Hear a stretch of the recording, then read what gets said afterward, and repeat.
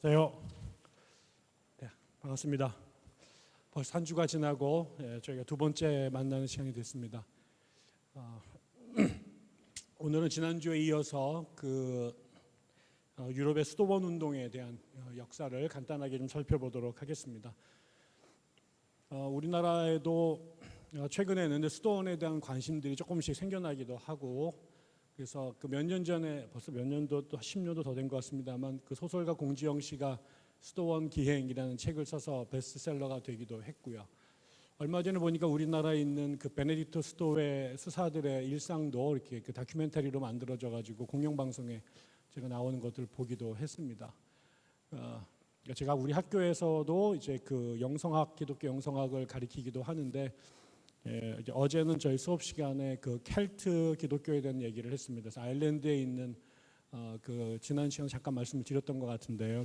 그런 얘기를 하다가 그 학생들이 뭐 어떻게 이런 공부를 앉아가지고 책으로 하느냐, 빨리 짐을 싸서 아일랜드를 갔다 와야 되지 않겠냐. 아무리 읽어도 뭔 말인지를 모르겠다. 그래서 사실은 이런 역사들이 가서 한번 보기만 하고 예배만 드리고 와도 그 느낌이 올 텐데, 이런 이야기들을 말로써 하는 건 참 그 제한이 무지무지 많은 것 같습니다.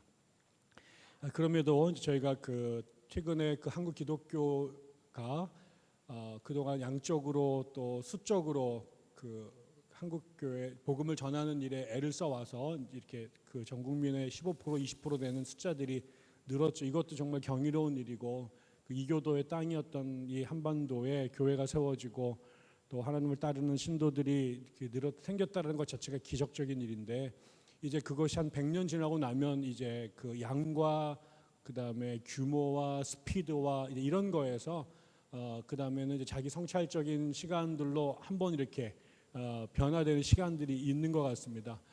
그래서 이제 들었던 지방이 조금 빠지고 거품이 좀 제거되면서 이제 속이 자라는 그런 시간들이 있는데, 저는 한국 교회가 그런 시간으로 진입하고 있지 않은가 생각이 듭니다. 그래서 어떤 분들은 교회의 숫자가 줄고 교인들의 숫자가 주는 게 한국 교회 위기가 아닌가라는 생각하는 분들도 계시지만, 그럴 수도 있겠습니다만, 한편으로는 그런 요인이 안과 바깥에서 적지 않은 그리스도인들에게 이제 자기를 성찰하고 겉에 있는 하나님의 모습, 성령이 드러난 현상이 아니라 성령이 우리 속을 바꾸고 내적으로 풍요롭게 만드는 이런 것에 대한 자연스러운 고민들이 생겨나고 있다고 생각하고, 그러는 와중에 한국 교회의 어떤 그동안 복음주의적 부흥운동으로 경도되었던 한국 교회가 이제 같은 성령을 경험하더라도 그 성령이 우리로 하여금 이렇게 파토스가 강렬한 형태의 기독교에서 자기 성찰적인 기독교의 신앙의 또 다른 측면이 있음을 이제 자연적으로 자각하게 되는 것 같습니다. 그런 와중에 대한이 우리가 다음 어디로 갈 것인가라는 고민을 할 때 이 수도원 운동에서 나타났던 수사들의 기도와 또 묵상 그리고 공동체, 이런 것들이 굉장히 중요한 대안으로 한국 교회에 이렇게 다가오고 있는 것 같습니다. 그러다 보니까 점점 연구하는 사람들도 많아지고 여기에 대한 정보들도 많습니다. 그래서 최근에 이제 제가 신학교에 가서 처음 교회사를 공부할 때만 하더라도 수도원과 관련된 책들이 번역되거나 저술된 책들이 거의 존재하지 않았습니다. 우리나라에. 일단 이런 이야기를 하는 것 자체가 개신교로서는 터부시되던 것이었기 때문에 그렇습니다. 뒤에 이유는 좀 이따 말씀을 또 드리겠습니다만, 근데 지금은 이제 이 수도원에 대한 연구자들도 생기고 논문도 많이 나오고 또 단행본으로도 책들이 많이 나왔기 때문에 여러분도 관심 가지시면 아마 쉽게 찾아서 또 깊은 정보들을 얻으실 수 있을 거라고 생각합니다. 저희가 지난 시간까지 수도원이 어떻게 4세기에 이집트와 시리아 이 사막에서 생겨났는가, 수도원이 생겼던 여러 가지가 이유가 있는데, 그 중에는 부정적으로 군대 징집을 피하거나 아니면 과도한 세금을 납부하지 못해서 도피성으로 사막에 들어갔던 분들, 요즘에 우리가 자연인이다 이런 데 보면은 다 속세의 삶에서 우여곡절이 많았던 분들이 산으로 가셨는데, 그런 경우들도 상당히 많이 있었습니다. 그렇지만 또 한편으로는 이 325년을 기점으로 해서 교회가 박해가 공식적으로 마감이 되고 이제 황제가 믿는 종교로, 황제가 국가적 차원에서 서포트하는 종교로 바뀝니다. 그야말로 기독교의 팔자가 확 바뀌어 버립니다. 그래서 그 당시에 주교가 된다. 이거는 제일 먼저 죽는다. 라고 하는 그런 것이었지만 이제는 주교가 된다라고 하는 것은 국가적 차원의 고위직 공직자가 된다라고 하는 것이죠.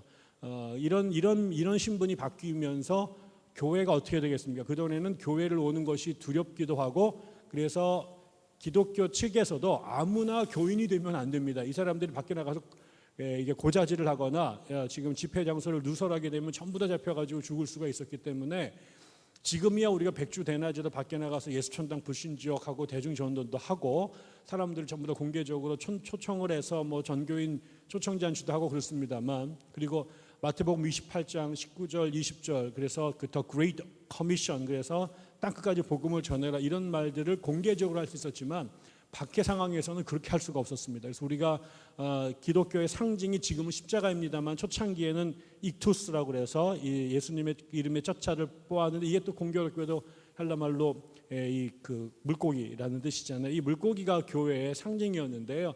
이거는 마치 비밀 결사 단체가 자신들끼리 몰래 모일 때 여기가 그런 사람들의 집회 장소라는 것을 스스로만 자기들 내부에서만 하는 일종의 암호 기능 같은 것들을 했었습니다. 그리고 우리가 카타콤 같은 그 무덤에서 몰래 예배를 드렸던 이유는 그것이 사람들에게 공개돼서는 안 되기 때문에 그랬고요.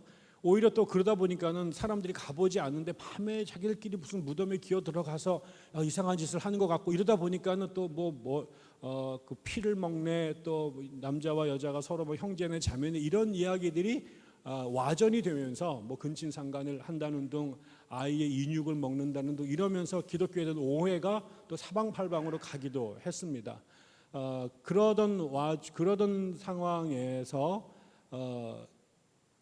교회를 다니는 것도 위험하고 그다음에 사람들을 교회로 데리고 오는 것도 보통 신원이 확인되거나 그 사람의 어떤 그 기독교 신앙에 대한 돈독성 여부가 입증되지 않으면 함부로 교회에 데리고 올 수가 없었던 거죠.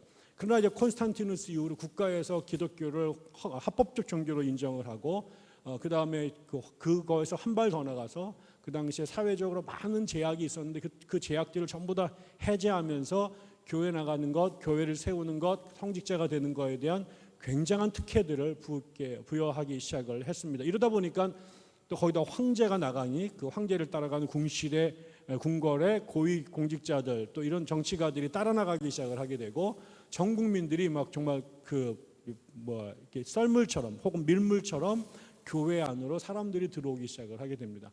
여러분 그렇게 되면 어떻게 되겠습니까? 예전에는 신자 한 명이 진짜인지 아닌지를 가려야만이 교회가 살 수도 있었고 지속될 수 있었기 때문에 정말 한 영혼이 천하보다 귀하다. 그래서 세례를 한번 줄래도 3년 이상 훈련을 하고 또 묻고 정말 이거 한번 믿으면 돌이킬 수가 없다. 죽을 수도 있다. 그럼에도 불구하고 믿을 것이냐. 이런 것들이 아주 중요한 그 교육 프로세스로 진행이 됐습니다만 이제는 정말 그야말로 떼거지로 사람들이 밀려 들어오게 됐죠. 이거를 성직자들이 수급이 불균형이 되게 되니까 이 밀려 들어온 사람들을 예전처럼 한 분 한 분 정성껏 제자 양육을 시킬 수가 없게 됩니다. 그래서 이제 체크업이 되지 않은 사람들. 예전에는 교회 나온 사람들은 전부 다 교회는 곧 신자들의 공동체였는데 이제는 처치가 곧 빌리버다라고 하는 게 아니라 처치에는 빌리버란 말 대신 처치 고어가 되는 거죠. 교회 가는 사람들은 있지만 이 사람들이 과연 정말 믿는 사람들이냐라고 하는 것에 대해서는 관심을 두기도 어렵고 그거를 경계하기도 어렵고 만들기도 어려운 시대가 된 거죠. 우리나라도 그렇지 않습니까? 초창기 때 1884년 85년 어간부터 10여 년까지 예수를 믿는 것이 굉장히 어려운 시절에 사람들이 교회 함부로 나오지를 못했습니다. 오라고 그래도 오지도 않았고 이화여대 학생을 뽑는데 아무도 안 와가지고 있는 거리에 있는 거린들을 데려다가 학생을 삼고 막 이러지 않았습니까?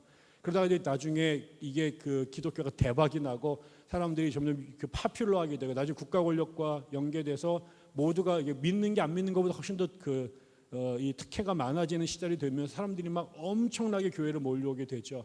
그때부터 한 사람 한 사람을 그렇게 올곧은 주님의 제자를 양육할 수 없게 됩니다. 그 많은 사람들을 어떻게 감당하게 됩니까? 이렇게 되면서 교회 안에 교회가 곧 신자들의 교회다라고 말하기 어려운 상황들이 이제 생겨나게 되면서 그 교회가 변질이 되기 시작하는 거죠. 쉽게 말하면. 그래서 교회 나온 사람들의 목적이 정말 예수 믿고 자기를 부인하고 십자가를 지고 주님을 따르려고 하는 제자도의 사람들보다 교회라고 하는 것이 갖고 있는 사회적 함의, 그것이 갖고 있는 문화적인 어떤 상징, 이런 것들이 교회를 나가는 더 많은 사람들에게 그 1차적 이유가 되기 시작합니다. 이런 것들을 많은 사람들은 축복이라고 생각했습니다. 교회가 부흥하잖아요. 황제가 서포트하잖아요. 교회 다니는 게 이제 자유롭잖아요. 그래서 박해를 경험했던 사람들 중에 많은 사람들은 이거를 하나님의 은혜라고 생각했고, 그런 은혜를 베푼 도구로서의 콘스탄티누스 황제는 하나님이 보내신 하나님의 사자다, 이렇게 생각을 했는데, 이것을 예민하게 전혀 다른 차원에서 감지한 사람들이 있었던 거죠. 이거는 일종의 몰핀과 같은 거다.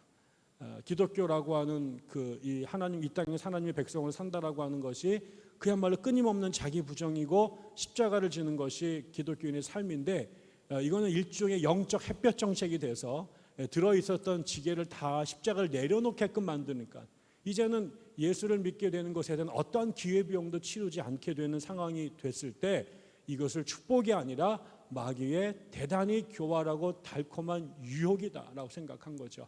이제 전에는 바깥에서의 압력이 나를 쳐서 나로 하여금 영적인 건강함을 유지하도록 만드는 환경이 있었는데, 이런 에콜로지 자체가 무너지게 됐을 때 내가 어떻게 나의 영적인 건강함을 유지할 수 있겠냐, 이거는 이제 나 스스로 나를 치는 방법밖에 없다라고 생각했던 사람들이 사막으로 간 것입니다. 자발적으로 자신을 그러한 영적 건강을 유지하기 위한 환경 속에 자기를 던져넣는 것이 제일 좋다.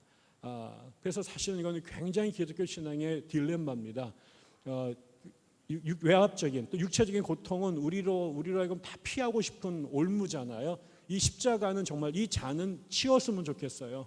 근데 그 잔이 치워지는 순간 우리의 영혼은 그것과 반비례해서 점점 십자가로부터 멀어집니다. 그래서 이 대부분 사람들은 그냥 이게 좋은 거니까 이 물에 배를 타고 그냥 흘러가면 좋겠다고 생각하고, 그래서 일종의 불교로 따지면 대승불교적 큰 틀에다 그냥 다 실어가서 쭉 가면 좋은데, 이거를 역류하는 사람들이 있는 거죠. 이거는 안 된다. 네가 끊임없이 나를 치고, 그러기 위해서 사막에 가서 성욕을 억제하고 식욕을 억제하고 잠을 자지 않고 몸을 때리면서 경건 생활을 했던 사람들이 수도원 운동의 이제 창설이 됐다, 그 출발점이 됐다라고 보시면 될 것 같습니다. 그런데 아까처럼 이 금욕적인 삶을 하는 분들이 도대체 얼만큼 때려야지 내가 정신을 차릴까, 얼만큼 덜 먹어야지 내가 좋을까라고 하는 것은 매뉴얼이 없기 때문에 올고지 그 맨투맨으로 그다음에 케이스 바이 케이스로 임상을 통해서 그 방법을 획득하는 방법밖에 없는데, 그러다 보니까 굉장히 많은 부작용들이 생겨나기도 하고 극단적인 케이스들이 생겨나기 시작을 했습니다. 이게 이제 또 하나의 수도원의 장점이자 또 그 단점이 됐고요. 또 하나는 중세에 들면서 아주 중요한 현상이 됐는데, 이 봉건제도가 확장이 되면서 지역마다 영주들이 생겨나게 되죠. 영주들이 개인적으로 교회를 세우기 시작합니다. 자기의 성 안에다가 일종의 채플린 같은 것들이죠. 채플 같은 것들이죠. 그래서 전에는 이제 교회가 교회를 세웠는데, 이게 이제 지역마다 그 영주들이 생겨나고 아직 교회가 전 중앙 집권적 체제를 이루지 못했으니까 일종의 사적인 형식의 교회들이 생겨나게 됩니다. 그럼 그 교회는 누가 영향을 끼치겠습니까? 교황이라든가 주교의 영향이 아니라 그 지역의 영주가 그 교회에 영향을 끼치게 됩니다.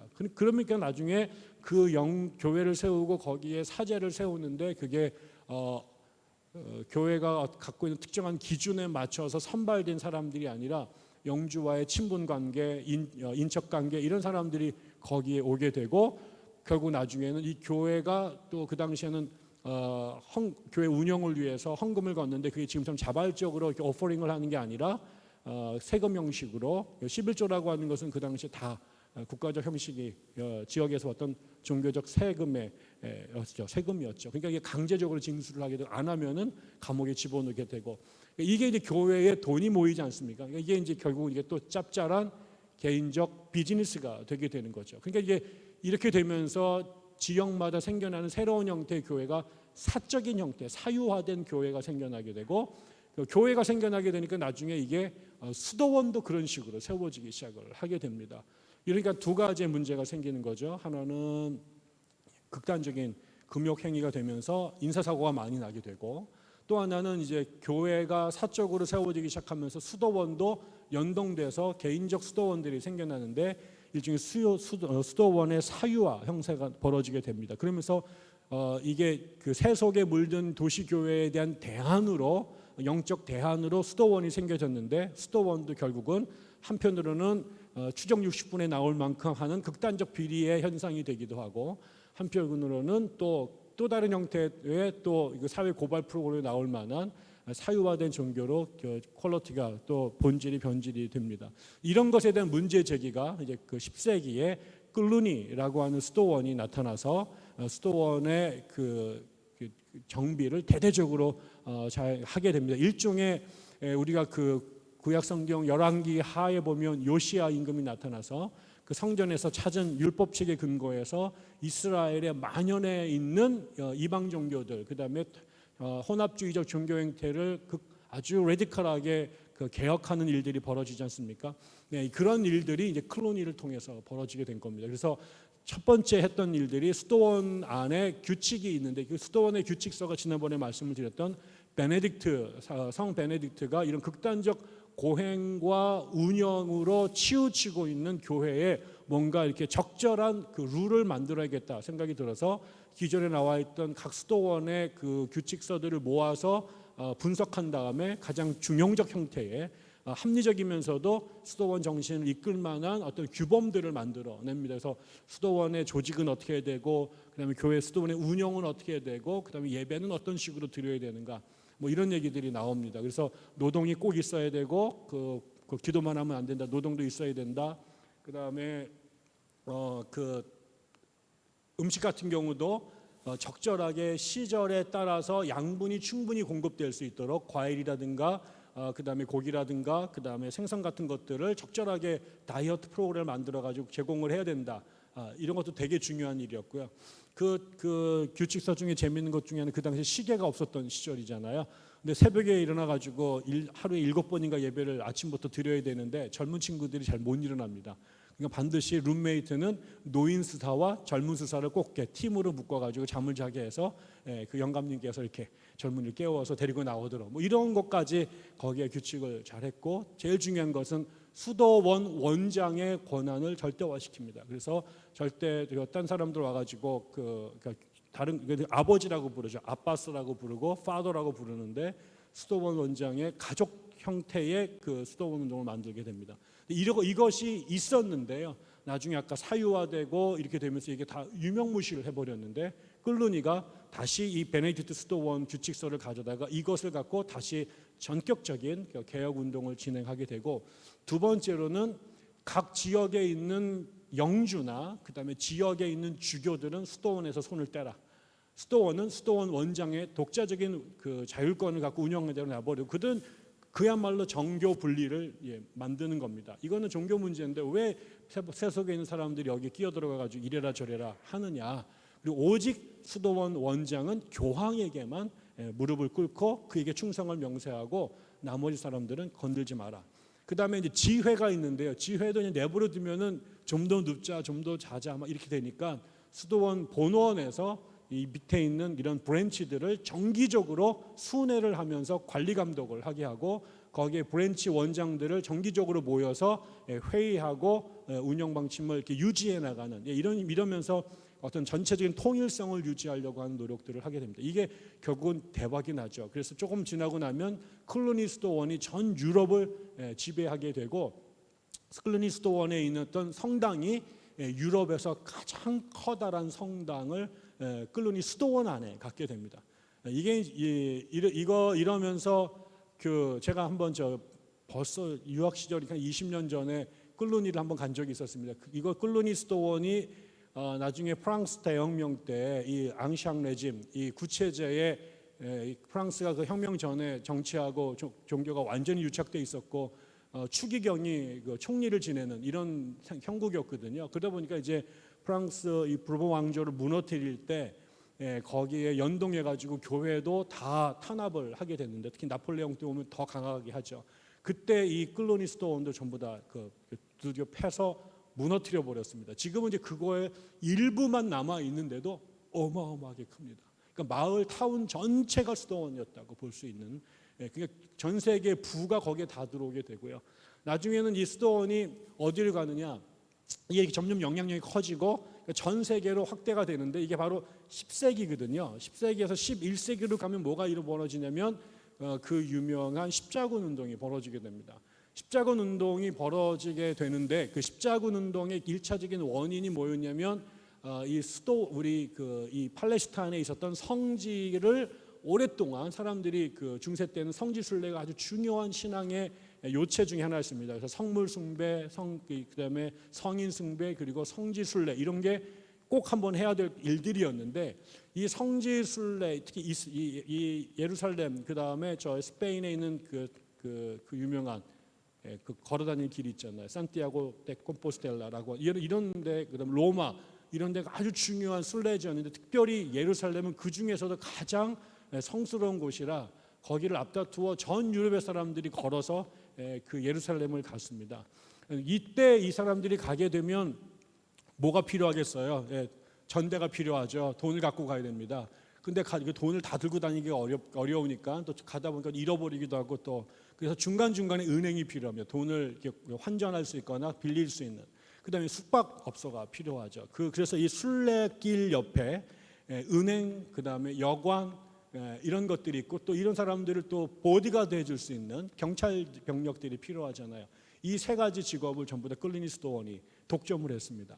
그래서 지금처럼 뭐 하나관광 이런 것처럼 이스라엘과는 그 성지 순례 프로그램을 대한항공사와 이렇게 독점적 계약을 맺어가지고 거기서 그게 엄청난 수입이었습니다. 이게 돈이 그러니까 점점 많은 돈이 클로니로 들어오기 시작하면서 나중에 나폴레옹이 때려 부셔야겠다라고 생각이 들 만큼 엄청난 부의 상징이 됩니다. 그거를 하지 말자고 시작한 것이 스토원이었는데, 세월이 지나면서 공교롭게도 뭐 의도적으로 돈을 벌려고 했던 건 아니었습니다만, 사람들이 점점 많이 스토원에 오게 되고, 또 거기서 은혜 받으신 분들이 돌아가시면서 하나님께 공양하겠다고 재산을 다 도네이션을 하게 되고, 이러다 보니까는 슬금슬금 교회 안으로 들어오기 시작한, 또 스토원 안으로 들어오기 시작한 재산이 엄청나게 많았었습니다. 나중에 그 유럽 르네상스 말기에 가면 그 전 유럽의 땅의 6분의 1 정도가 교회 소속 땅이었다라고 될 정도로 교회가 최대의 지주였고, 최대의 최고로 부유한 집단이 됐습니다.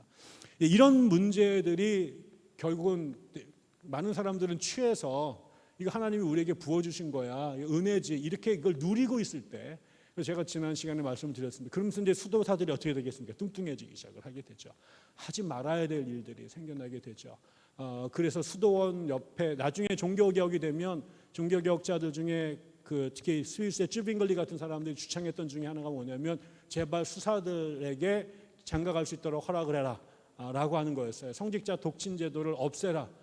이게 법적으로는 이게 그 수사들이 너무나 그다음에 성직자를 타락을 해서 아까 말한 그 사유화했던 영주들이 자기 자식들을 교회에다가 하나씩 이렇게 낙하산으로 심어놓고 그 재산을 세습할 수 있도록 만들었습니다. 이것이 결국 교회에 큰 문제를 일으키게 됐기 때문에 세습을 금지시키고 위한 가장 극단적 조치가 아예 성직자들, 특히 고위 성직자들은 장가가지 마라, 이런 거였거든요. 그런데 이게 겉으로는 안 하지만 커튼 뒤에서 무수한 일들이 벌어지게 된 거죠. 그래서 수도원 안에, 특히 수녀원 안에도 수많은 사람들이 임신을 하고, 이게 법적으로 결혼을 못하게 했으니까 거기서 생겨난 자식은 전부 다 illegal children이 되니까 이게 사생아가 되는 거죠. 이런 일들이 그러면서 불법 낙태가 성행하게 되고, 그래서 쭈빙글리 같은 사람들은 그 당시에 쭈빙글리조차도 사제였지만은 걸프렌드가 있었습니다. 그게 아주 그 당시에 관행이었고, 그 다음에 로마로 가면은 최근에 제가 읽었던 그 영국 여자가 쓴 소설도 보면 고위 성직자들을 상대하는 매춘부들이 아주 그 상황을 이루어서 호화로운 삶을 살게 되고, 이런 일들이 이제 벌어졌던 거죠. 이렇게 되면서 수도원마저도 세상과 구별되지 아니하고, 또 지난번에 말씀드린 것처럼 교회 개혁을 위한 대안으로 수도원의 수사들을 모셔갔는데 이쪽으로 진출을 하게 되면서 수도원 세속의 영향이 수도원으로 올라갈 생각들을 하게 되면서 수도원이 또다시 개혁의 문제가 됩니다. 리처드 포스터라고 하는 그 퀘이커 출신의 개신교 영성가가 아주 중요한 분이 레노바레 운동을 하신 분이, 이분이 이제 수도원 운동을 받아들여서 개신교적 버전으로 그 운동을 하신 분입니다. 퀘이커 자체가 내 안에 성령의 임재를 늘 신뢰하고 있었기 때문에 개신교적 안에서 가장 성령에 민감한 교파이기도 하지만, 그분이 썼던 아주 80년대 나왔던 도발적 책 제목이 돈, 섹스, 권력이었습니다. 이 세 가지가 교회를 타락시켰던 영적인 세균이다라고 보는 거죠. 그래서 오늘날 타락한 교회, 이 세속화된 교회를 다시 오버컴하기 위한 대안으로 그 양반이 뭘 끌고 오냐면 수도원 운동을 끌고 옵니다. 그래서 거기에선 청민, 독신, 그리고 순명이라고 하는 세 가지가 그 수도원 운동을 운영하기 위한 그 3대 기본 정신이거든요. 결혼하지 않는 것, 가난하게 사는 것, 수도원 원장에게 절대 복종하는 것. 이게 오늘날 개신교가 세속화되면서 무너진 것에 대한 답안으로 제시한 거죠. 그거는 계속해서 역사적 사이클로 온 겁니다. 세속은 돈, 성, 권력으로 물들어 있는 곳인데 이것을 극복하기 위해서 수도원이 만들어졌거든요. 그 수도원의 이 정신이 다시 여기에 가서 이 돈, 성, 권력에 물든 데를 순명과 가난과 청빈, 그다음에 노동, 순명, 독신, 그다음에 빈곤, 이 세 가지로 이 과도한 세속화를 막으려고 했던 것, 그게 이제 오늘날 개신교회에도 똑같은 문제가 있다라고 보고 다시 수도원적 대안을 제시를 한 겁니다. 근데 이렇게 돼서 결국은 돈 문제, 성 문제, 그다음에 권력의 문제가 수도원뿐만 아니라 기독교에게는 가장 무서운 적그리스도입니다. 타종교가 아닙니다. 돈이 들어오게 되면 다 무너집니다. 오히려 타종교가 밀고 들어오면은 내적으로 경화가 되고요. 외부에서 박해가 있게 되면 신앙의 순도가 올라갑니다. 그런데 돈이 들어오게 되고 성이 들어오게 되고 권력이 들어오게 되면 이거는 자기도 모르는 사이에 마치 이렇게 물에다가 맹꽁이를 집어넣고 온도를 올리면 서서히 죽는지도 모르고 죽어가는 것과 같은 아주 간단한 이치입니다. 그래서 모든 종교들을 국가가 통제할 때도 이런 것을 이제 미끼로 혹은 채찍으로 이렇게 던지게 되면 그냥 넘어가게 되어 있습니다. 그건 교회사가 2000년 동안 임상으로 보여준 결과죠. 이 문제를 해결하는 것이 13세기 기독교의 아주 중요한 문제였습니다. 이거를 이제 기치를 들고 나온 두 개의 중요한 수도원이 있습니다. 이건 수도원이라고 말하기는 조금 애매하긴 한데요. 예전 같은 형태의 산속에 들어가서 수도원을 짓고 산 사람들이 아니라 이번에 내려온 수도회는 탁발 수도회라는 것인데, 이 사람 탁발이라고 하는 것은 구걸한다라는 말입니다. 그러니까 이 구걸한다라는 말은 뭐겠어요? 내가 재산이 있어서 노동을 해가지고 먹고 살 수 있는 이 구조 자체를 버린 겁니다. 그래서 아예 먹고 사는 생존의 문제는 밖에 나가서 동양에서 먹고 살자. 그 가장 기본적인 무소유를 하자. 이 돈을 모으지 말자. 이렇게 얘기를 한 거죠. 그 출발이 동시다발적으로 벌어지는데 제일 중요한 같은 정신입니다. 교회가 결국 문제가 된 거는 돈과 성과 권력의 문제다. 이거를 포기해야 우리가 본래 예수의 정신으로 돌아간다. 그 스타트를 끄는 게 두 개인데, 하나는 도미니크 회가 되고 하나는 성 프란체스코의 영향을 받은 프란체스코 회, 이 두 가지입니다. 도미니크는 스페인 사람이고요, 프란체스코는 이탈리아 사람입니다. 그런데 이 두 개가 정신은 같은데요, 사역은 달랐습니다. 이 도미니크 회는 흥미로운 게 이 도미니크 회의 이름이 설교자의 회, 설교자의 수도회라고 불렸습니다. 이 도미니크 회가 출현하게 된 배경은 그 당시에 알비파 십자군이라는 게 생겨나는데, 그게 뭐냐면 프랑스 저 남쪽에 이 지중해가 제가 자주 맨날 지중해를 그리는데, 지중해라고 하면 이 프랑스가 있잖아요. 프랑스 이 남부 지역에 알비라고 하는 동네가 있습니다. 이 알비에 이단들이 중세에서 제일 유명한 이단 중에 하나가 출현하는데, 그게 소위 말하는 카타리파라는 것입니다.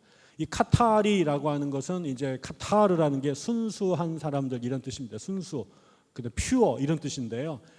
이 사람들은 소위 말한 영지주의적 그 정신을 받아들여서 이게 저 불가리아 쪽에서 온 보고밀파니 그다음에 이런 바울파니 이런 그룹들이 있는데요. 이게 전부 다 극단적인 이원론을 신봉하는 사람들이었습니다. 물질과 영을 나누고 육에 속한 물질에 속한 것들은 전부 다 타락의 원산이다, 원흉이다 이렇게 얘기를 하고 순수한 영적인 삶을 추구했던 그런 분들이죠. 플라톤의 영향을 많이 기독교가 붙잡고 내려온 유형 중에 하나였는데 우리나라에도 그 개신교의 그 2단 그룹이 있습니다. 하나는 문선명 그룹이고 하나는 박태선 그룹입니다. 하나는 이제 천부교를 세웠고 그 전에 전도관역, 하나는 이제 통일교를 세웠고 그 뒤에 지금 정명석, JMS가 나온 이 그룹이 쭉 올라가면 누구를 만나냐면 김백문이라는 사람을 만납니다. 예루살렘 수도원을 파주에서 운영하던 이 사람이 우리나라의 2단의 그 도그마를 체계화낸 그 신학자입니다. 이 사람이 대구 의전 나오신 분이 이 사람에게 위로 올라가면은 누가 있냐면은 1920년 30년대 활동했던 김성도라는 할머니가 계십니다. 평북 철산에서 이분이 우리로 말하면 그냥 영빨이 대단하신 할머니였습니다. 기도 어마어마하게 하고 영안이 열려가지고 그다음에 안수하면 막 전부 다 방언 터지고 귀신 나가고 입신하고 이러신 분인데 여기에 팔로워들이 엄청나게 생겨서 이 팔로워들이 할머니를 새주님이라고 불렀고 그래서 이 그룹을 새주파라고 불렀고요. 그 사람들이 자생적으로 성주교회라는 자생적 교회를 세웁니다. 근데 이 할머니가 기도 중에 계신을 받죠. 그게 뭐냐면 모든 죄의 근원이 음욕이다, 음란이다.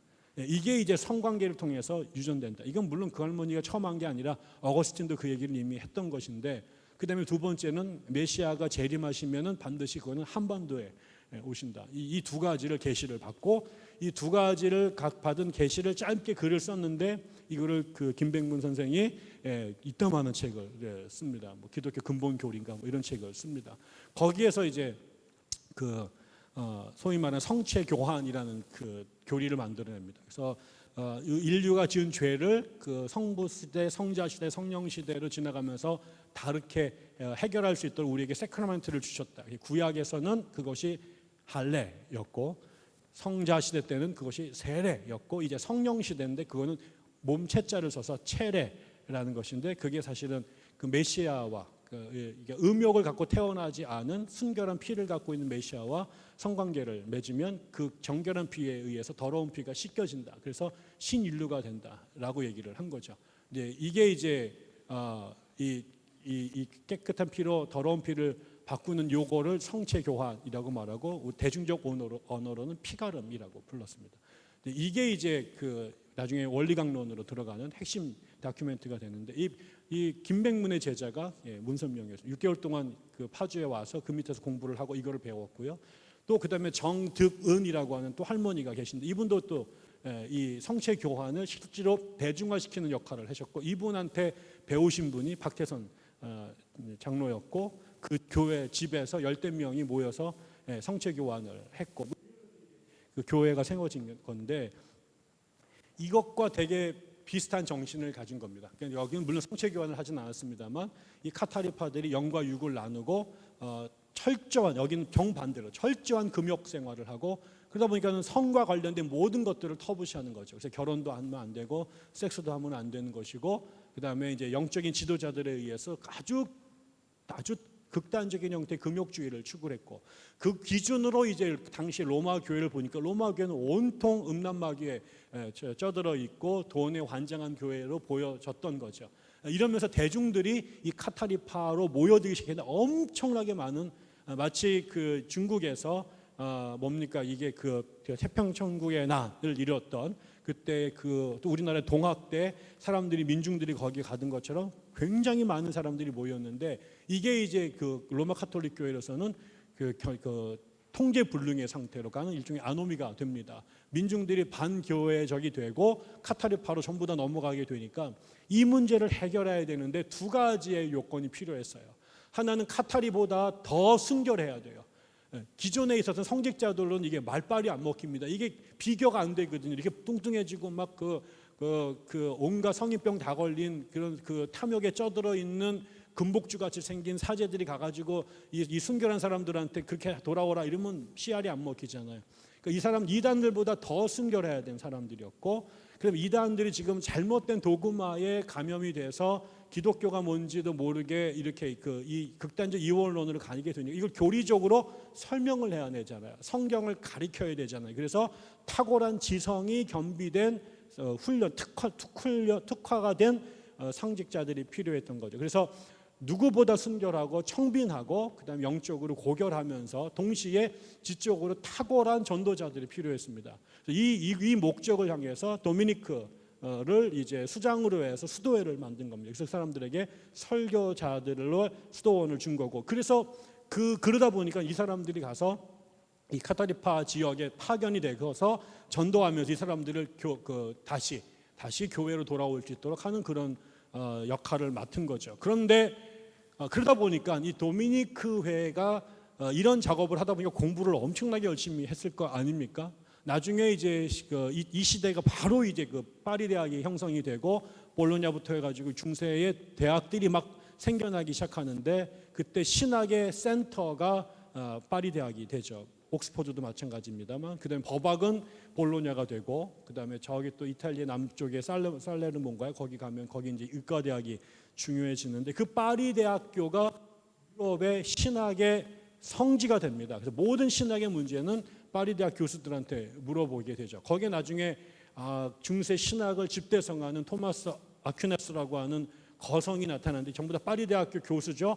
근데 그분들이 전부 다 도미니크 회 수사들이었습니다. 그래서 도미니크 회가 중세 신학을 이제 집대성하거나 완전 정복을 한 그룹이 된 겁니다. 그러다 보니까 나중에 이제 그 르네상스를 넘어가면서 중세에 이제 특히 스페인이 1492년에 소위 말 그게 원래 기독교 국가였다가 이게 8세기부터 um마야드 왕조에서 도망친 애들이 글로 넘어와 가지고 거기를 이제 이슬람 국가로 만들잖아요. 그래서 거의 피레네 산맥 위에까지 조금만 기독교인들을 남겨놓고 다 무슬림화됩니다. 그거를 다시 이제 반격을 해서 스페인을 그 피레네 산맥 밑에부터 밑에까지 다시 기독교 왕국들이 그 실질 잃어버린 땅을 회복해가는 이 프로세스를 레콩키스타 재정복이라고 불렀는데, 그 정복이 완수가 된 게 1492년입니다. 800년 동안 여기 무슬림들이 그 유태인들과 더불어서 살았습니다. 그러고 나니까 이제 여기를 이제 이사벨라하고 페르난드가 정복하고 난 다음에 이 사람이 아주 돈독한 기독교인이었기 때문에 여기를 어떻게 다시 기독교 청정지구로 만들 건가 하면서 이제 문제가 됐던 게 유대인들과 그다음에 무슬림들을 어떻게 처리할 건가였죠. 그래서 일단적으로는 법으로 다 강제 추방을 시킵니다. 아니면 강제 개종, 둘 중에 하나를 선택하게 만들었는데, 이게 이제 많은 사람들이 도망가서 북아프리카로 가버렸고, 그다음에 남은 사람들은 강제 개종을 당해서 이제 컨버전한 그런 기독교인으로 살았던 거죠. 그런데 이게 두고두고 찝찝한 겁니다. 이게 얘네들이 정말 돌아선 건지 아니면 프리텐드한 건지. 그래서 나중에 문제가 생길 때마다 이 사람들을 뭐로 모으냐, 이단 혹은 나중에 마녀로 모으기 시작하게 되죠. 이 문제를 해결하기 위해서 이사벨라가 스페인에다가 종교재판소, 인퀴지션이라고 하는 종교재판소를 만듭니다. 그리고 여기에서 이제 이단 척결을 하게 된 거죠. 그래서 끊임없이 그때부터 화형에서 이단 사냥이, 마녀 사냥이 벌어지게 되는데, 이게 이제 이단 감별사가 필요할 거 아니에요. 우리로 말하면 이단 대책위원회 같은. 그럼 이게 신학을 잘하는 사람이어야 되잖아요. 그러다 보니까 결국 신학을 잘하는 사람은 전부 다 도미니크파였기 때문에 또 도미니크 수도회가 나중에는 이단 문제의 전문자가 돼서 이제 악역을 담당하게 되죠. 그러면 나중에 그 이단 중에 정통 이단도 있었겠습니다만 이제 억울하게 이단으로 몰리고 억울하게 마녀로 몰려서 죽인 생사람을 잡는 일들이 많이 생겼는데, 그러다 보니까 초창기에 도미니크회가 되게 경건하고 순결하게 지고했던 아주 뛰어난 모범적인 수도회였는데, 나중에는 마녀 사냥의 칼을 휘두르는 무서운 심판관의 판관 포청천 같은 역할들이 잘하면 되지만 잘못하면 폭군이 되잖아요. 그 다음에 동시대에 또 프란체스코가 나타납니다. 프란체스코도 전혀 다른 정신에서 출발을 합니다. 프란체스코 자체가 이탈리아의 아주 부유한 포목상의 장남 아들로 태어나죠. 그게 동네 조그만 옷가게 정도가 아니라요. 아버지가 프랑스하고 무역을 하던, 그래서 이 프랑스에 완전히 빠져 있는 분이었어요. 그래서 자기가 자기 아들의 이름도 프란체스코라는 게 프랑스, 조그만 프랑스의 이런 뜻이거든요. 그렇게 지었는데 상당한 거부였습니다. 근데 나중에 군인이 되려고 하다가 뜻대로 안 됐을 때 은혜를 받고 이제 이렇게 수사가 된 거죠. 이 사람은 이제 가난이 되게 중요하다. 예수를 닮아야 되는데 그 예수님이 가셨던 그 길이 가난하고 어려운 길이었으니까 그걸 자기 삶의 모범으로 삼습니다. 그래서 나중에는 아버지 포목상에 있었던 그 옷 같은 것들 가져다가 가난한 사람들한테 나눠줘가지고 아버지가 고소를 해가지고 이제 법원에서 부자가 재판도 하고, 그때 이제 아버지가 막 뭐라고 그러니까는 그 재판관 앞에서 옷을 다 벗고 속옷까지 아버지 다 가지시오. 이제 우리 아버지는 당신 아니고 하늘에 계신 분이요. 뭐 요따위 소리하고 이제 아버지랑 결별하고 이랬던 분인데, 이분이 어마어마하게 기도하시고 빈자들과 같이 살고 그러다 보니까는 여러분이 아셨겠지만은 심지어는 뭐 태양하고도 얘기를 하고 꽃하고도 이야기를 하고 짐승들하고도 이야기를 하는 경이로운 영성가가 됩니다. 그러니까 이분은 그 당시에 이때가 그 십자군 전쟁이 계속 벌어지고 있었던 시대인데 무슬림들에게 찾아가서 복음을 전해서 이 전쟁을 끝내겠다 이러는 비전을 가져요. 그래서 막 찾아가려고 실제로 가기도 했습니다. 그래서 갔더니 이제 아프리카까지 갔는데 거기에 있는 그 술탄이 기도 안 차잖아요. 그 노인네가 한 분이 오셔가지고 전쟁을 끝내라고, 뭐 그런다고 끝낼 전쟁도 아니고. 근데 아무튼 그렇게 순진하신 분인데, 이분이 삶이 너무 존귀하고 기도가 깊으니까 이분을 흠모하는 사람들이 막 생겨나기 시작하죠. 그래서 이제 이탈리아가 아시시라고 하는 그 중남부 지역의 아주 좋은 조용한 산간 마을에서 이분이 살았는데, 거기에서 전국에서 이 사람을 따르는 사람들이 생겨납니다. 그래서 이분이 시작한 지 얼마 안 돼가지고 수천 명, 3천 명 정도인가 그 아시시 작은 시골 마을에 와서 살죠. 3천 명의 거짓대가 생긴 겁니다. 아침마다 동네에 나와가지고 동냥을 하러 다니는데 한 이틀까지는 버티지만 한 일주일 지나고 나니까 마을이 파산이 되고 이게 이제 호환마마보다 무서운 사람들이 된 거죠. 그래서 교황청에서도 제발 좀 수도원을 세우고 내가 땅을 줄 테니까 농사를 짓고 먹고 살아라. 근데 이 고집스러운 노인네인 이 프란체스코가 이거는 본질을 훼손되는 거다, 안 된다라고 버팁니다. 근데 이분이 이제 아까처럼 그 성지순례 가가지고 그 싸움 전쟁터에 갔다 온 상태에서 제자들끼리 투표를 했는데 이거는 안 된다, 더 이상 이렇게 가지고는 안 된다. 그래서 우리 여기 땅 준다니까 받고 수도원 세우고 농사짓고 먹고 살자. 그래서 재산을 소유할 것인가 말 것이냐 갖고 또 싸우는데 프란체스코는 마지막까지 고집을 피웁니다. 이거를 받아들이는 순간 우리 다시 똑같아진다.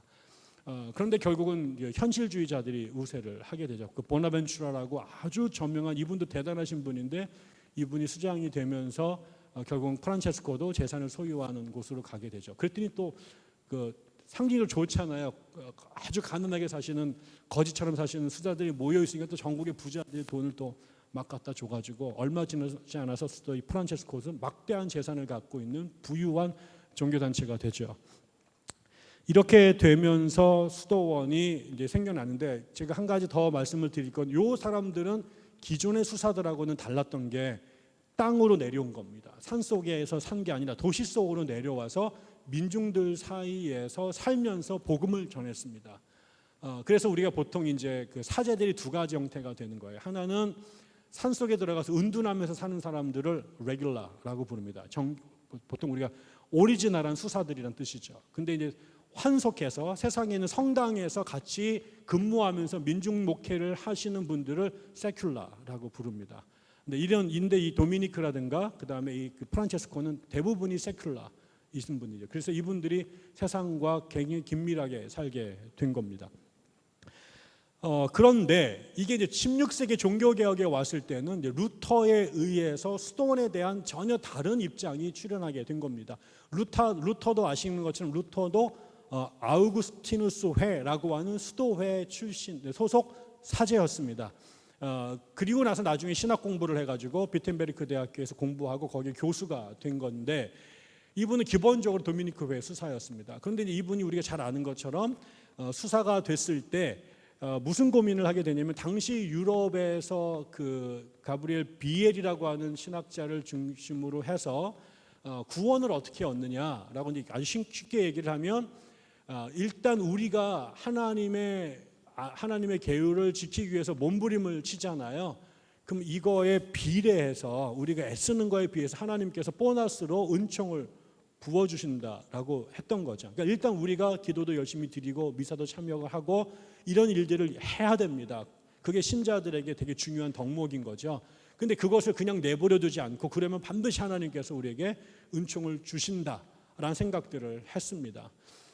그게 이제 나중에는 또 여러 가지로 확대가 돼서 또 우리가 하나님의 의를 성취해야 되는데 우리로서는 성취하기가 되게 어렵잖아요. 그러니까 그게 이제 이미 성인이 되셨던 분들, 순교하셨거나 예수님의 제자였거나 아니면 성인의 반열에 오르신 분들은 자기가 구원을 얻기에 필요한 그 포인트를 다 따신 분이에요. 근데 그 나머지 포인트가 그 treasure of heaven인가 뭐 이런 그런 일종의 말하면 천국의 스위스 은행이 있는데 거기 그대로 이게 어카운트에 남아 있는 겁니다. 이거를 이제 미사를 드린다거나 아까 좀 성지순례를 한다거나 그러면은 이 포인트가 우리에게 이렇게 트랜스퍼가 된다라 이렇게 가르쳤습니다. 근데 그런 것들 중에 아까처럼 어떻게 하면 포인트를 딸 수 있을까? 그게 미사 드리는 것, 금욕하는 것, 금식하는 것, 자선을 행하는 것, 성물을 사는 것, 그다음에 성지를 순례하는 것 이런 것들이 다 포인트가 다 매겨져 가지고 이렇게 있었는데 기본적으로 우리가 무언가를 해야 됩니다. 그러면 하나님의 은혜가 부어집니다. 근데 이거에 루터도 그대로 그 길을 갔던 거죠. 근데 루터가 아무리 열심히 이런 죄책과 고난, 이런 죄의식에서 해방되기 위해서 몸부림을 쳐도 이게 수행을 하면 할수록 자유와 해방을 얻는 게 아니라 더 깊은 수렁으로 들어가는 느낌들을 갖게 되는 거죠. 여러분 그렇지 않습니까? 여러분이 믿음이 없을 때에는 온갖 죄를 짓고 사도 그게 죄인지도 모르지만 믿음이 돈독해져서 하나님 앞에 가까이 가면 가까이 갈수록 더 작은 죄에도 더 크게 민감하게 반응하잖아요. 이렇게 되면서 결국 우리가 선하게 사는 것은 당연한 고울이지만 그 선을 이 땅에서 완전히 이루게 되는 건 참 어렵습니다. 저는 성결교 목사인데 성결교의 꿈은 성결이에요. 그게 죄 없는 상태에 도달하는 거거든요. 근데 이제 제가 물었어요. 그럼 이 땅에 있는 성결교인 중에서 성결한 사람이 누가 있습니까? 근데 그 말을 아무도 못해요. 나 성결했다고 말하는 순간 더럽게 교만하네 이렇게 돼 있기 때문에 자기 모순에 빠져서 성결을 추구하지만 아무도 성결에 도달하지 못하는 현상이 된 거죠. 이런 일들이 루터에게도 반복이 되면서 그러다가 로마서를 읽다가 그동안 우리가 의인은 믿음으로 산다라고 하는 이 하박국부터 내려오는 이 말씀이 그전에는 하나님의 의를 우리가 이루어야 된다고 생각을 했는데 나중에 보니까 그 의가 내가 이루는 게 아니라 예수께서 이루셔서 우리에게 그 의를 전가시켜 준 것이다. 그분이 십자가에 지셨다라는 것이 우리의 죄를 우리가 이루어야 될 의를 그분이 대신 이루신 거다라는 것을 깨달으면서 자기를 짓눌렀던 그 우주의 짐을 내려놓게 됐다. 그리고 천국이 열리는 경험을 했다. 이런 얘기를 하게 됩니다. 그러면서 이 사람이 우리 스스로 고행을 하고 하나님을 만족시키려고 하는 몸짓 자체가 처음부터 무모한 일이었고 이건 오직 하나님의 은혜로만 가능한 거다라고 하는 소위 말한 justification by faith라고 하는 이신칭의 교리를 깨닫게 되죠. 그리고 나서 보니까 이신칭의가 아니라 이행칭의를 주장했던 가장 중요한 센터가 어디였느냐, 그게 수도원이었다는 생각을 하게 된 거죠. 인간의 힘으로, 인간의 구도 행각으로 구원에 이르겠다고 하는 몸짓을 가장 전투적으로 행한 곳이 수도원이었다. 이거를 제거해야 된다라는 생각을 하게 되죠. 그래서 자기가 수도원을 수도원과 결별을 하게 되고 나중에는 또 그 주변에 있었던 루터가 그 길을 가게 되니까 그를 다른 사람들이 다 수사였는데 다 수사 직분을 내던지고 그다음에 나중에는 수녀원들도 그 영향 속에서 탈출을 하게 되죠. 그래서 탈출한 수녀 중에 한 분과 결혼을 해서 가정을 이루기도 했죠. 그 다음부터는 가정이 수도원이다. 사실은 더 그렇죠. 수도원보다 더 힘든 곳이 가정일 수도 있습니다.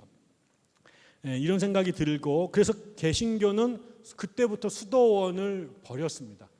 그런데 이제 이게 오늘날에 와서는 루터의 이 조치가 너무 극단적이었다. 분명히 수도원 안에 문제가 있는 것도 있지만 그 수도원에 있는 사람들 자체가, 그다음에 수도원의 정신이 우리가 그렇게 쉽게 쓰레기 처분해버릴 만한 것이 아니다. 그래서 최근에 와가지고는 루터의 수도원 개혁을 많은 사람들이 몸이 더러운 아기를 목욕시키고 나서 물을 버리다가 애까지 버린 형국이 된 게 수도원 개혁이지 않았느냐라고 하는 그런 평가가 개신교 역사가들 안에도 있습니다. 근데 이 시기에 루터가 이런 식으로 수도원을 혁파를 하고 그다음에 그러면서 교황권에 도전을 하면서 카톨릭 교회로부터 분리 개척을 했을 때 이런 루터의 공격으로부터 카톨릭을 방어하기 위한 노력도 굉장히 강하게 나타납니다. 지금 코로나 바이러스가 들어가니까 그거를 위한 이 안티바이러스를 만들어내는 노력들이 있잖아요. 백신을 만들어내는 그 백신의 역할이 여러 개가 있었습니다. 하나 그 중에 이제 그 영적으로, 그러니까 제도적으로는 트리엔트 공의를 만들어서 루터가 지적했던 교리들에 대해서 더 탄탄하게 자기 방어를 하고, 루터가 공격했던 도덕적 타락에 대해서는 또 자체 개혁을 하면서 제도적 개혁을 트리엔트 공의를 통해서 했지만, 수사였던 루터가 수도회를 때려부시고 반카톨릭적인 행태를 벌였을 때 이거에 대한 안티테저로 출현한 더 레디컬한 수도회가 만들어집니다. 도미니크와 프란체스코 갖고는 안 된다. 결국 그렇게 200년 300년 왔는데 루터한테 박살난 거 아니냐. 그렇다면 이 사람들과는 구별되는 새로운 형태의 카톨릭 수도회가 필요하다. 이거를 이제 주도했던 사람이 이 스페인의 그 스페인 출신의, 그 스페인에서도 그 북쪽에 가면은 그 뭐죠? 그 스페인 안에서 그 소수민족으로 살아가는, 지금도 계속 분리 개척 외치는 그 지역이 있죠. 거기 어디더라? 그 동네 사람입니다. 이 사람이 거기 출신 중에 이그나티우스 로욜라라고 하는 사람이 군인이었는데 군대 나갔다가 폭탄이 터져가지고 장애를 입죠. 나이가 40이 넘어가가지고 파리 대학교에 공부를 하러 옵니다. 그 파리 대학교에서 기라성 같은 똑똑한 친구들을 여러 명을 한 7명인가 6명인가를 만나서 이 나이 드신 분이 와서 그 어렵게 공부를 하는데, 이분은 공부보다는 지금 막 하나님께 받은 소명이 너무 뜨거워가지고요. 또 이제 무슬림을 개종시켜야 된다, 뭐 이런 선교 사명이 막 이제 그 가슴에 불타고 있었습니다. 그때 이제 막 그 프란시스 하베르니 뭐 이런 몇 명의 친구들을 데리고 자체적으로 모임을 만들었는데, 그게 이제 Society of Jesus, 예수회, 제스위트라고 하는 수도회를 만들었습니다. 그게 나중에 이제 그 교황이 승인을 했는데, 이 사람들이 원래는 이슬람에게 가서 복음을, 프란체스코처럼 복음을 전하려고 하는데 당시 정치 경제적 상황이 그쪽으로 갈 수가 없게 됩니다. 그래서 그 다음에 이제 정책을 바꿔서 지금 유럽이 온통 이 사람이 어느 시대 사람이냐면 장 칼뱅하고 동시대 사람인데, 칼뱅이 막 이렇게 그 종교개혁을 주도해 나갈 때 개신교에 대한 안티로 교황의 일종의 근위대, 교황 충성파, 모든 사람들이 루터가 저렇게 한번 그 무엄한 일을 저지르면서 교황의 체면이 땅에 떨어졌는데 교황을 수호하자, 교황에게 절대 충성하자라는 의도로 예수회를 만듭니다. 그리고 이거를 자기가 군대 출신이었기 때문에 군대 조직화 시켜서 아주 철저하게 훈련을 시키죠. 근데 이 단체가 몇 가지 아주 중요한 의미를 하는데요. 3가지 정도가 있었죠. 하나는 교황 편을 절대로 들자, 교황을 지지하자, 교황을 살리자. 이게 그러니까 교황이 예수회를 좋아할 수밖에 없습니다. 두 번째는 선교입니다. 유럽에서 지금 개신교가 나와서 그 땅 뒤집기를 해가지고 그 카톨릭 땅을 종교개혁지로 막 바꿔가고 있으면서 굉장히 많은 사람들이 교회에서 떨어져 나간 거죠. 지금 한국 교회에서 가난한 성도들이 막 생기거나 이단으로 넘어가는 일이 있는 것처럼, 이거에 대한 안티체제로 그 당시에 이제 그 대항해 시대가 열리면서 대서양으로, 인도양으로 항해가 이제 이 개척자들이 떠나게 될 그 배를 타고 선교에 떠나게 됩니다. 그래서 주도적으로 그때 이제 이 인도양 지역은 이 포르투갈이 지배를 하고 있었는데, 그 배를 타고 인도로, 그다음에 인도네시아, 그다음에 중국, 일본까지 배를 타고 가는데, 거기 프란시스 하베르라고 하는 사람이 가서 아시아 선교의 물꼬를 트게 되죠. 12세기, 13세기에서도 프란체스코가 이 중국에, 특히 몽골에다가 선교사를 보내려고 무지무지 애를 썼는데 가다 끝나고 이랬습니다. 근데 드디어 16세기에 예수회를 통해서 일본까지 들어가게 되고, 일본에 들어갔던 그게 이제 가고시마를 통해서 오사카 지역에 복음이 들어갔는데, 1592년에 임진왜란이 벌어지면서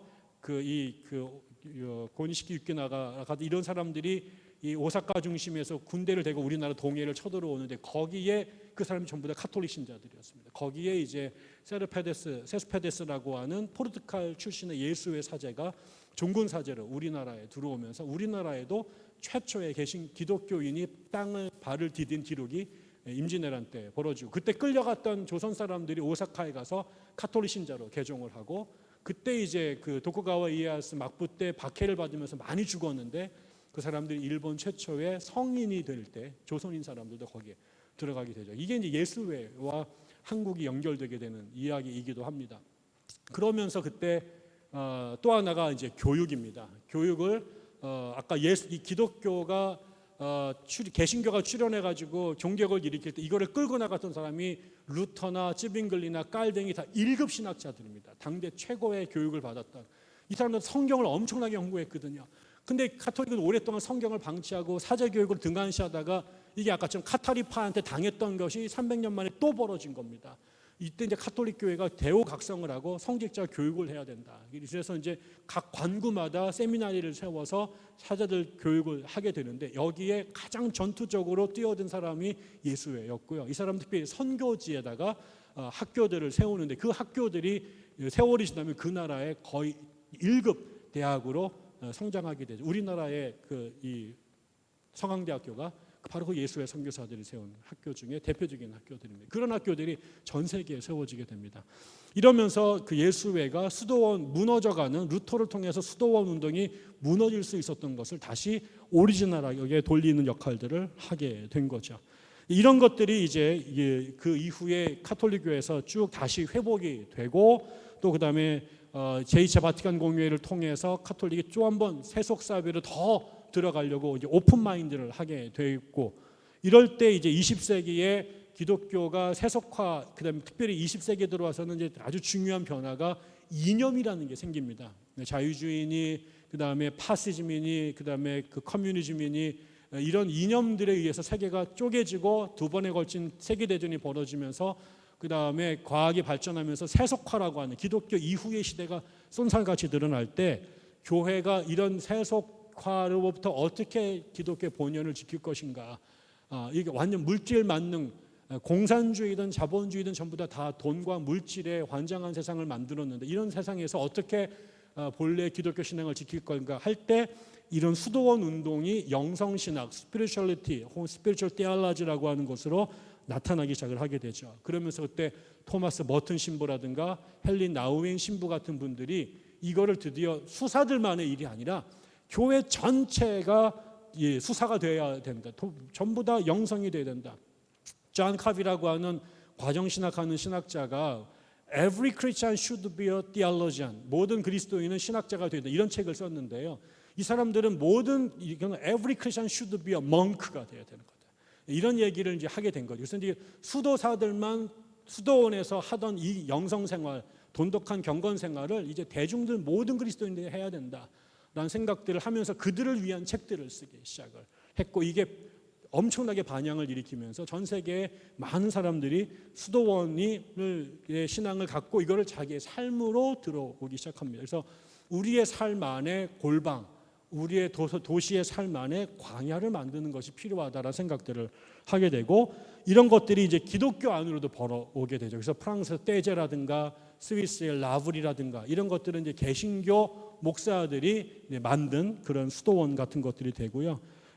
최근에는 미국에서도 그 심플웨이 커뮤니티라고 하는 도시 빈민들 안에 수도원을 만들어서 빈민 구제도 하고, 이 세속 사회 속에 수도원 운동을 이뤄가려고 하는, 그래서 네오 모네스티시즘, 신수도원 운동이라고 하는 게 굉장히 중요한 대안 운동으로 소개가 되고 있고요. 우리나라 사람도 여기에 가게 됐습니다.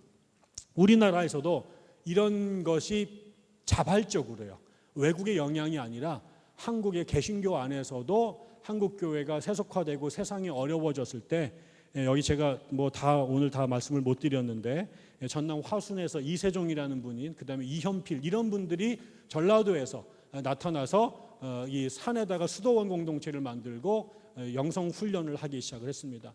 또 여기 강원도 철원에 가면 대한수도원이라고 하는, 거기 이제 그 여성분들이 거기에 이제 기도를 하면서 우리나라의 그 성령춤, 그다음에 뭐 이런 거, 저도 대학교 다닐 때 집안에 문제만 터지면 제가 대한수도원 가가지고 살았는데 거기 잠을 공짜로 재워주고 시래기국이 엄청나게 맛있거든요. 그래서 거기에 가서 제가 몇 번 간 적이 있는데, 그런 것이 또 그냥 용문산 수도원 이런 것들이 우리나라에 세워지면서 그 이런 영성 운동이 세워졌는데, 우리나라는 흥미롭게 이게 수사들을 데려다가 영적 훈련을 시키는 게 아니라 한 맺힌 사람들이 가가지고 토해내고 울고 불짖다가 불 받고 성령 받고 이래서 기도원 형태로 발전을 하게 됩니다. 그래서 수사가 아니라 모든 그 산 아래에 있는 분들이 하나님과의 어떤 긴밀한 관계가 필요하게 되면 올라가는 형태. 그래서 유럽에서는 없었던, 그래서 외국에서는 우리나라의 수도원이 아닌 이 기도원을 프레어 마운틴이라고 부릅니다. 프레어 마운틴. 이런 건 한국이 만들어낸 메이디 코리안 스피리추얼리티라고 말할 수 있는 거고요. 나중에 이제 예수원 같은 경우 대천도 신부님이 이 성공회대학 전신인 미카엘 신학원의 원장으로 오셨다가 학교를 그만두고 이 태백에 들어가서 이 순복음교회 출신의 그 청년과 함께 이 태백의 예수원을 만들죠. 여기도 결국 도미니크 수도회의 그 모델을 가져다가 한국적 상황에서 만든 수도원 공동체죠. 우리나라로서는 아마 서양식 수도원 운동을 개신교회가 모방해서 만든 최초의 케이스일 거고, 그다음에 통합직에 있었던 엄두선 목사님이 은송수도원이라는 것을 이제 또 만들어서 개신교 형태의 수도원을 만들게 됐습니다. 그 뒤에 뭐 디아코니아회, 자매회라든가 또 모세골이라든가 이런 수도원이 개신교 버전을 우리나라에도 생겨나기 시작을 했습니다. 강의를 마치겠습니다. 저는 수도원 운동은, 저는 이제 제가 몇 년 전에 제가 대전의 학교를 그만두고 서울에 있는 지금 기독영어 니에미아로 와야 될 그 결정을 해야 되는데, 제가 마음의 결정을 못할 때 하여튼 기도 여행을 며칠 떠났습니다. 그러다가 이제 해남에 갔는데, 우리 아내가 해남에 가면 대흥사라고 하는 유명한 절이 있는데 거기 꼭 가보라고. 그래서 아니 목사 보고 기도원 가라는 얘기는 안 하고 절에 가라고 그래서 제가 아무튼 새벽에 일찍 갔습니다. 절이 굉장히 크고 뭐 서산대사가 창건한 곳이고 이렇더라고요. 한 2시간 동안 사찰을 돌았는데 제가 내린 결론은 나는 절대 중은 못 되겠다. 너무 고요하고 적막해가지고요, 외로워서 제가 바로 내려왔습니다. 저는 그게 참 어렵습니다. 그런데 오늘날에 이렇게 그 사회적으로 복잡하고, 그다음에 먹고 사는 것이 우리의 온통 삶을 지배하고, 물질적 가치, 경제적 가치가 우리를 지배하는 시대 정신이 됐을 때, 그게 이제 교회 안으로 들어왔잖아요. 교회가 세상 안에 존재하는 건 맞습니다. 세상의 빛과 소금이잖아요. 그런데 교회 안으로 세상이 들어오는 건 다른 문제입니다. 공산당이 쳐들어와서 교회를 핍박하고 무슬림이 쳐들어와서 교회가 핍박하는 것은 다 위기의식을 느끼는데, 교회 안으로 세속이 들어온 것에 대해서는 이걸 축복이라고 정당화한 것이 소위 말하는 번영신학이라는 거거든요. 근데 그거는 죽는 겁니다, 교회가. 이것과 어떻게 싸워내느냐가 교회 영성을 유지하는 사실 제일 어려운 일입니다. 그런 맥락에서 저는 이 수도원의 정신이, 수도원도 끊임없이 문제가 있었고 또 타락의 대상이 됐습니다만, 그 수도원이 그럼에도 불구하고 붙잡았던 그 청빈과 그다음에 순결과 순명이라고 하는 이 가치, 그리고 하나님과 연합, 그다음에 세상 속에서 구별된 하나님의 백성으로 살겠다는 이런 노력은 어떤 시대가 지나더라도 버릴 수 없는 교회의 소중한 가치라고 생각합니다. 그래서 까레토라고 하는 신부님이 도시 속의 광야라는 책을 썼는데, 저는 또 그다음에 이 이블린 언더힐이라고 하는 분은 우리 삶 안에 반드시 골방이 필요하다. 세상의 소음으로부터 귀를 닫고 입을 닫고 침묵하면서 그분 앞에만 독대하는 그 자리가 오늘같이 소음이 진동하는 세상에서 그리스도인을 사는데 꼭 필요하다. 그런 맥락에서는 여러분께서 수도원 운동에 좀 관심을 가져주시면 우리가 좀 더 진지한 그리스도인을 사는 데 도움이 되지 않을까 싶습니다. 네, 오늘 여기까지 하겠습니다. 감사합니다.